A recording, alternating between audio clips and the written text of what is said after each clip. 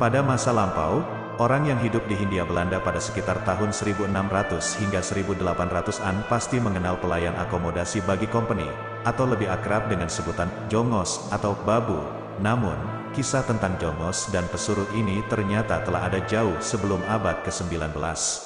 Selamat datang di saluran YouTube Taksa Kaseta. Saya harap Anda dalam keadaan baik dan siap untuk menyelami sejarah yang terjadi di masa lalu yang menarik bersama kami. Di sini, kami akan menjelajahi berbagai topik sejarah dan berbagi kisah-kisah sejarah yang luar biasa. Jangan ragu untuk berinteraksi melalui kolom komentar dan jangan lupa untuk tekan tombol subscribe, agar tetap terhubung dengan konten-konten menarik di masa mendatang. Mari kita mulai petualangan ini dan saya harap Anda menikmati setiap momennya. Ketika matahari perlahan merangkak di ufuk timur, para pelayan pribumi di Hindia Belanda memulai hari mereka dengan tanggung jawab yang besar, mengakomodasi urusan-urusan rumah tangga, membangun fasilitas, dan menyediakan sarana prasarana menjadi tugas mereka, yang tak jarang membuat pemerintahan Hindia Belanda kewalahan. Namun, di balik kisah ini, tersimpan sejarah menarik tentang pelayan pribumi, mulai dari abad ke-17 hingga pergeseran makna pada abad ke-20. Pada masa lampau, orang yang hidup di Hindia Belanda pada sekitar tahun 1600 hingga 1800-an pasti mengenal pelayan akomodasi bagi company, atau lebih akrab dengan sebutan jongos atau babu. Namun, kisah tentang jongos dan pesuruh ini ternyata telah ada jauh sebelum abad ke-19. Menurut penelitian Heather Sutherland dalam Slavery and the Slave Trade in South Sulawesi, pada tahun 1983, istilah perbudakan di Hindia Belanda sudah ada sejak akhir abad ke-17. Jongos pada masa itu lebih mirip dengan karakteristik budak, khususnya di Sulawesi Selatan, di mana perbudakan dan perdagangan budak marak terjadi. Orang Belanda menggunakan budak-budak ini untuk berbagai pekerjaan, termasuk pekerjaan rumah tangga, gudang-gudang, dan kapal, sehingga budak menjadi simbol status bagi majikan mereka. Pada era VOC sejak abad ke-17, anak-anak laki-laki menjadi awal dari perbudakan. Mereka ditugaskan untuk melakukan pekerjaan rumah tangga, menjadi pelayan hotel, dan bahkan terlibat dalam proyek-proyek pembangunan. Mereka disebut huisjonen, yang kemudian dikenal dengan sebutan jongens di masa selanjutnya. Namun, pada abad ke-20, terjadi pergeseran makna yang menarik dalam istilah jongos dan babu. Ahmad Sunjayadi dalam tulisannya berjudul Pelayan Pribumi dalam Akomodasi Turisme di Hindia Belanda pada tahun 2018 menjelaskan bahwa istilah jongens kemudian berubah menjadi jongos atau jongos. Hal yang sama terjadi pada istilah babu, yang berasal dari mbah ibu, yang memiliki arti pengasuh anak. Babu pada awalnya bertugas sebagai pengasuh anak majikan, baik sinyo maupun noni. Pada masa itu, terjadi diskriminasi rasial yang sangat mencolok. Para pesuruh pribumi dibatasi dalam berbagai aspek kehidupan, tinggal di tempat yang kurang layak, dan bahkan tidak dibayar dengan layak. Beberapa majikan Eropa bahkan tidak mengizinkan para babu untuk memberi makan atau merawat anak-anak mereka, sehingga mereka membawa pengasuh anak dari Eropa untuk melakukannya. Sayangnya, citra buruk tentang jongos dan babu berlanjut hingga setelah periode perbudakan dan kolonial berakhir.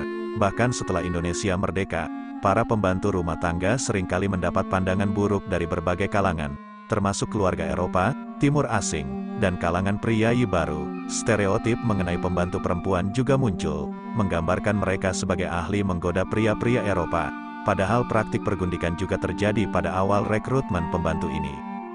Meski demikian, praktik nyai dan pergundikan di Hindia Belanda juga memungkinkan terjadinya mobilitas vertikal bagi para wanita Bumiputra. Meskipun mereka telah menjadi istri laki-laki Eropa, status mereka tetap dianggap paling rendah di mata orang lain. Mereka harus menghabiskan waktu yang panjang untuk mengurus rumah tangga, membantu para pembantu rumah tangga, dan memenuhi hasrat dan nafsu majikan mereka. Selain itu, praktek kekerasan masih juga sering didengar kala itu. Ada salah satu kisah yang sebegitu kejam, di mana seorang nyonya merasa terganggu oleh kelakuan genit seorang babu perempuannya dengan seorang jongos pria. Marah tak terkendali, sang nyonya menyiksanya dengan cara yang sadis.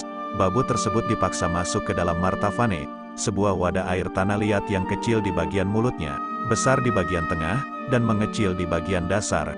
Air mendidih dituangkan sedikit demi sedikit hingga wadah tersebut penuh dan si babu meninggal tragis dalam air panas.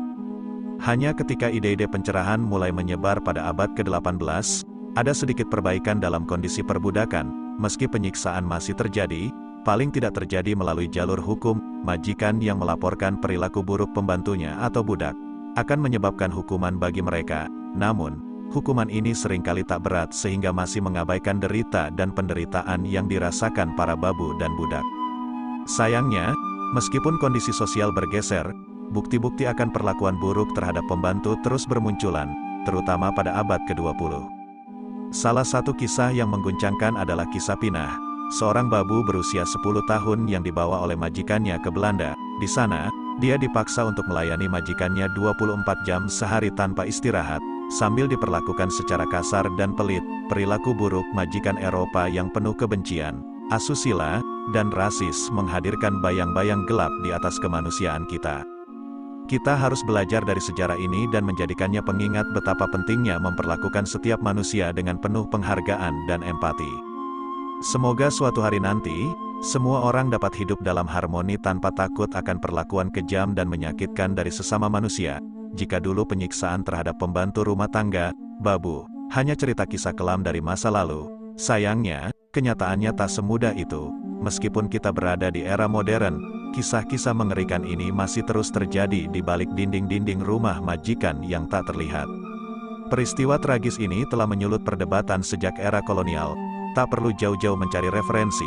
Catatan perjalanan dari penjelajah Jean-Baptiste Tavernier, yang dihimpun oleh Bernard Dorlins dalam Orang Indonesia dan Orang Prancis, mencatat kasus penyiksaan yang sering dilakukan oleh para majikan Eropa terhadap babu dan jongos.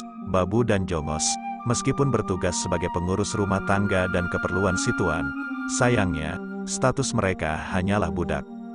Pada masa itu, konsep tenaga kerja bebas hanyalah ilusi. Susan Blackburn dalam Jakarta, Sejarah 400 Tahun, menegaskan bahwa pemilik budak sering menyewakan mereka kepada pihak lain. Ini hanya menggambarkan betapa mengerikannya kondisi sosial saat itu, di mana kemanusiaan para pembantu sering kali diabaikan. Salah satu catatan Tavernier yang menorehkan kesan mendalam adalah tentang seorang mayor di Batavia yang telah menghancurkan hidup seorang babu secara mengerikan. Cerita ini dimulai dari rasa cemburu yang tak beralasan karena si babu tersenyum ketika memberikan mantel pada tuannya, sang nyonya, tanpa ampun, menyeret babu tersebut dan menyiksanya hingga nyawanya melayang. Kini, ketika air ledeng, gas, dan listrik telah masuk ke rumah tangga di Hindia Belanda dan teknologi berkembang pesat, jumlah jongos dan babu semakin menurun. Namun, cerita tentang pelayan pribumi ini tidak boleh terlupakan. Mereka adalah bagian penting dari sejarah Hindia Belanda, menghadirkan cerita unik tentang kehidupan pada masa lalu. Semoga, dengan mengenang peran mereka, kita dapat lebih menghargai dan menghormati pekerjaan dan perjuangan mereka dalam membentuk peradaban yang kita nikmati saat ini. Terima kasih telah menonton video kami di saluran YouTube Taksakaseta. Kami harap Anda menikmati cerita sejarah yang kami bagikan. Jangan lupa untuk selalu mendukung saluran kami dan aktifkan pemberitahuan agar tidak ketinggalan video menarik lainnya. Sampai jumpa di petualangan kisah-kisah sejarah selanjutnya. Salam pecinta sejarah dari Taksakaseta.